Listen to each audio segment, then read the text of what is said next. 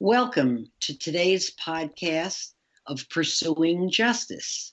I am Harriet Hendel, a member of the board of directors of the Innocence Project of Florida. And these last few podcasts, we are talking about a very specific case. So we have spoken to SHELLEY THIBODEAU, who is the director of the Conviction Integrity Unit out of Jacksonville. And we've asked her to return because there's so much more in the case that we have been discussing to talk about. The case focuses on an uncle and his nephew. The uncle is Clifford Williams Jr., and his nephew Hubert Nathan Myers.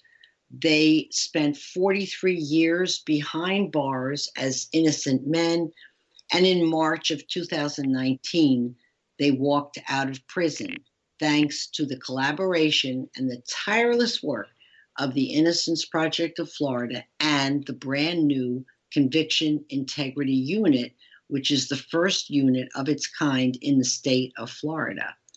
So we are going to continue talking about the case with SHELLEY. SHELLEY, welcome to the podcast. Thank you for having me back. All right, it's a pleasure. Maybe what you could do for us is maybe recap a little bit of what we spoke about on the last podcast, in case the listeners didn't tune in, and even if they did, kind of helps to review what we talked about in brief about the Conviction Integrity Unit, and maybe how you picked up this particular case, given you tell me that you receive so many letters. About how many letters a month do you think you get from people in prison? So I probably know better figures for the year. So last year we received 200 inquiries. This year so far we've received about 225. And, so I'm not sure what that breaks down into, weekly or monthly. But, yeah, it's a lot of correspondence that we receive. Yes, you do. And you said in the last podcast that mostly you hear from inmates. And, of course, they don't have email, so they have to write you a letter. And that's correct. That's how it goes. So they write a letter, and when we write back, and then we wait for information from them. So it's kind of a back and forth. So, I'm the director of the Conviction Integrity Unit at the State Attorney's Office in Jacksonville, Florida. Our jurisdiction is Nassau, Clay, and Duval counties, so we're Northeast Florida. And we were talking about the Nathan Myers and Clifford Williams case, and the last time we spoke, I was discussing the fact that Nathan Myers was in custody and had sent a letter into the Conviction Integrity Unit asking if we would review his case. And so, the letter was truly really interesting to me, and he had raised, several issues, primarily that there was some physical evidence that he argued would exculpate him or exonerate him, the fact that he had some alibi witnesses that weren't called at his trial, and the fact that somebody else had confessed 20 years, after the fact that he, in fact, was the person who had committed the homicide. So Nathan Myers and Clifford Williams' case is they were convicted of murder, of homicide, and attempted homicide. And so it's really complicated, Harriet. And so if there's something that I failed to mention and you want me to, stop and clarify, please do. But in essence, the victims are two women who were living together at the time, and they lived in an apartment, and their bedroom fronted the street that they lived on. And so on May the 2nd of 1976, there was a birthday party down the street from where these two women lived, and Nathan Myers and Clifford Williams were attending the birthday party. And so the birthday party was attended by a number of people. People were kind of coming and going. It was very lively. There were about 30 people at the party. And it had started, 10 o'clock at night and was going well into the evening hours. So while the revelers were at the birthday party, they heard shots being fired, from somewhere close by. And the people at the birthday party, stopped for a minute, looked at each other to try to figure out what was going on. Shots in this area of Jacksonville weren't completely unheard of, but again, not common. So it got their attention. And Clifford Williams supposedly went outside to see what was going on. Maybe Nathan Myers accompanied him. Some of the other people looked around, didn't see anything, and came back in. And what's really interesting about that is, that people took notice of the fact that Clifford and Nathan were in the party with them at the time that the shots were fired. So the police then come shortly thereafter, and people at the party are told, hey, the police are down the street. And so the whole party comes out of the apartment, and they walk down the street to where these two women were living. And Nathan Myers was 18 years old at the time, but he had actually been staying in that apartment periodically. So he lived at home with his parents, but he would also stay at the apartment. He had just graduated from high school and I think was kind of, spreading his wings, so to speak, and they had an extra bedroom there. And he knew a bunch of people on that block, and so he was kind of coming and going. So when he saw that the police were at the apartment, he then approached, said that, I stay here, what's going on? And the police actually asked him to go inside and identify the decedent. And so Nathan Myers went inside, identified the decedent as Jeanette Williams, came back out and sort of announced to the crowd, oh my gosh, Jeanette is deceased. Mm-hmm. Like I mentioned, there were two women, and one of the women had survived and had managed to get out of the apartment and found herself to the hospital. While she's at the hospital, she then communicates to a police officer there that the assailants were Clifford Williams and Nathan Myers.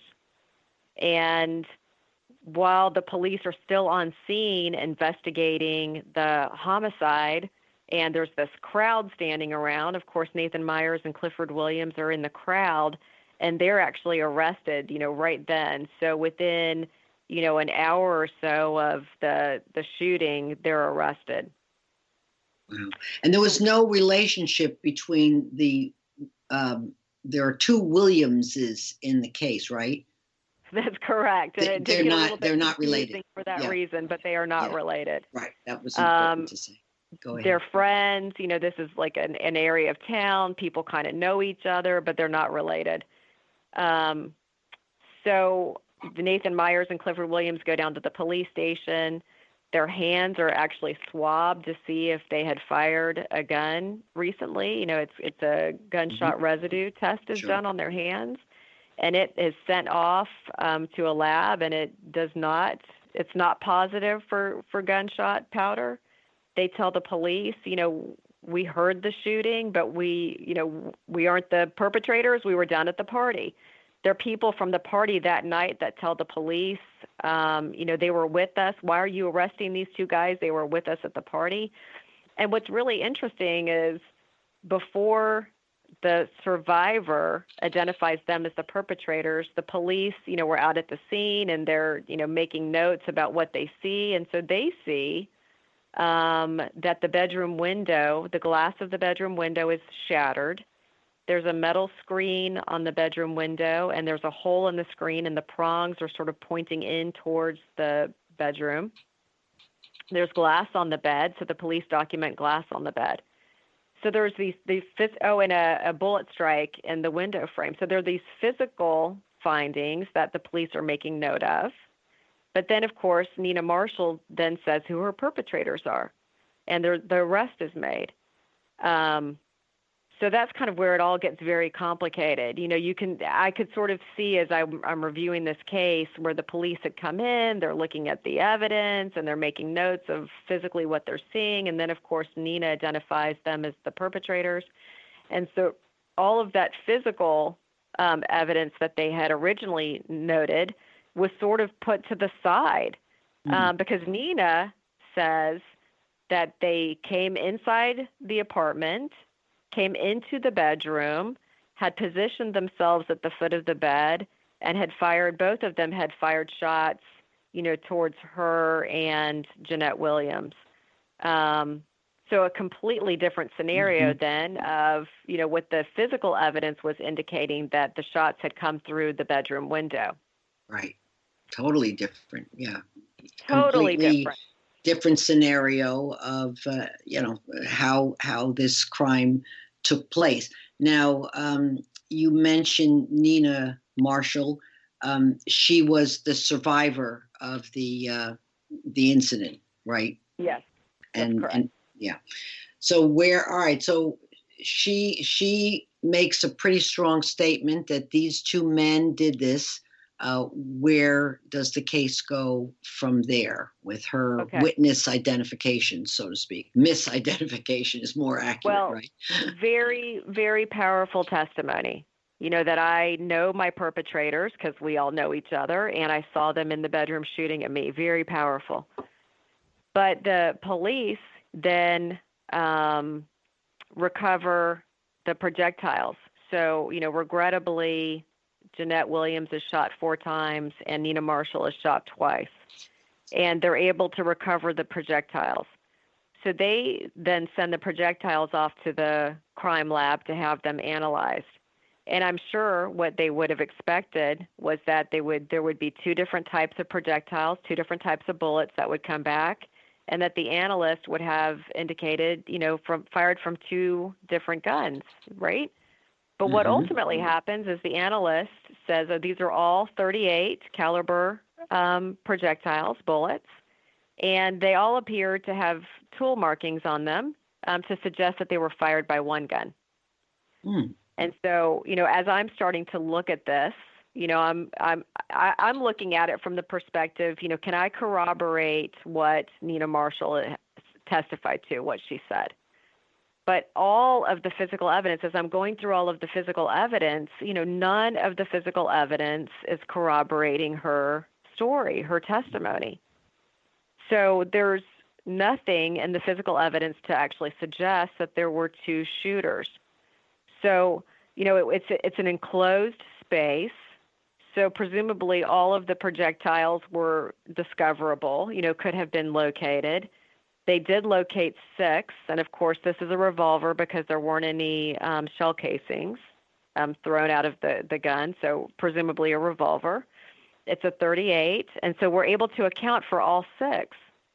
So then I start looking at, so Nina testified that they had gone to bed looking at the television, and the television is at the foot of the bed, and that Jeanette Williams had gone to sleep on her right side. So, not on her stomach, not on her back, but actually positioned on her right side, which became a very important piece of information because had the perpetrators come through the bedroom door and had shot from the foot of the bed as described by Nina Marshall, you would have expected that one of these ladies, if not both, would have been shot from the front, from the front of their person. And all of the entrance wounds were on the back side of their bodies. And so the back side then of Jeanette Williams would have been actually closest to the window. And so we tried to, in our mind's eye, figure out if, in fact, the shooters are from the foot of the bed, how are they shot on the back side? And so we really spent a lot of time, and we did some computer modeling, trying to figure out if there was a scenario that would allow for these women to have gotten shot on their backsides, had the shooters come through the bedroom, door. And we couldn't get it to work. I mean, the trajectory just wasn't right. We couldn't get it to work.